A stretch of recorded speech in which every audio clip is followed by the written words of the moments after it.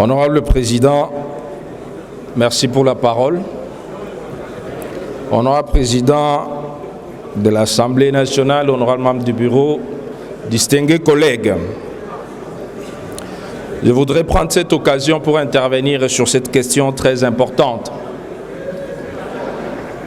J'étais en train de revisiter quelques données et je comprends que la RDC est un pays qui importe beaucoup plus dans ce secteur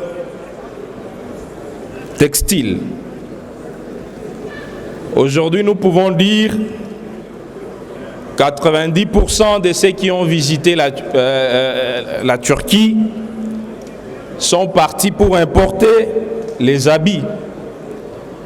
90% qui ont visité la Chine sous réserve de vérification l'ont fait pour de mêmes raisons. Ce qui nous envoie à dire que nous avons des capitaux nécessaires pour relancer Saint-Oski. Nous sommes tous politiques et pendant la période de campagne, nous nous rendons vers la Chine, les uns vers la Tanzanie, les autres vers d'autres pays pour aller importer. Et ça, c'est de l'argent que nous pouvons faire tourner dans notre pays. Honorable Président, la chute n'est pas un accident. C'est un système de défaillance. Nous pouvons constater qu'il s'agit ici d'un problème de gouvernance qui a connu une défaillance quelque part. Nous pouvons aussi entendre qu'il y a un problème d'outils industriels obsolètes. Nous pouvons aussi comprendre qu'il y a des chocs sécuritaires, des blocages administratifs. Là, nous pouvons entendre parler de la question de douane et de la fiscalité de notre pays. Nous pouvons aller très loin pour parler de la question de manque de financement structuré, la concurrence des importations non régulées. Comme j'étais en train de le dire d'entrée de jeu, que nous importons plus que nous consommons local.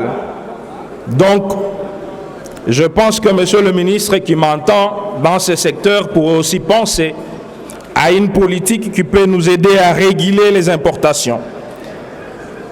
Honorable Président, ce n'est pas seulement une question d'argent qu'il faut investir dans Saint-Oski pour voir cette société décoller. La Saint-Oski n'est pas seulement une entreprise, c'est un test de crédibilité de notre politique industrielle. Relancer sans corriger les causes,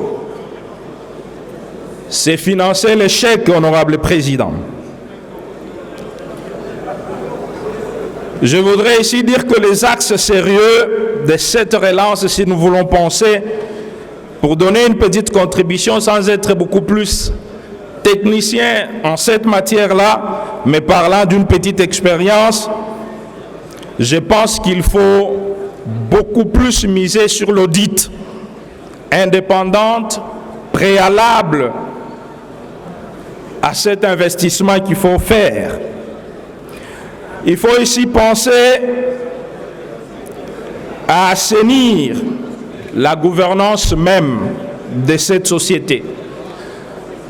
Nous avions entendu ici dire que la RDC détenait dans son temps 40%, mais n'avait aucun représentant.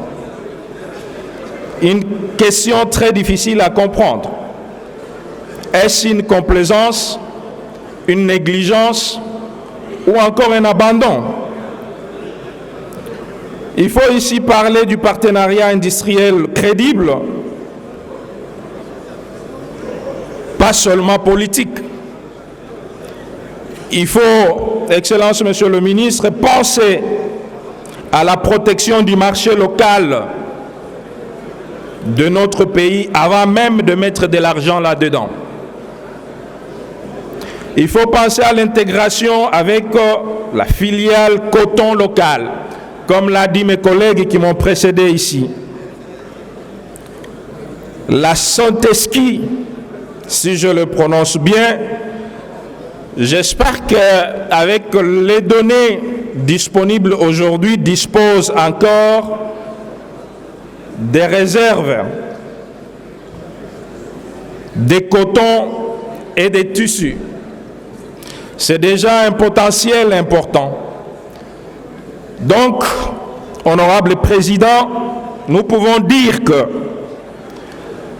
sans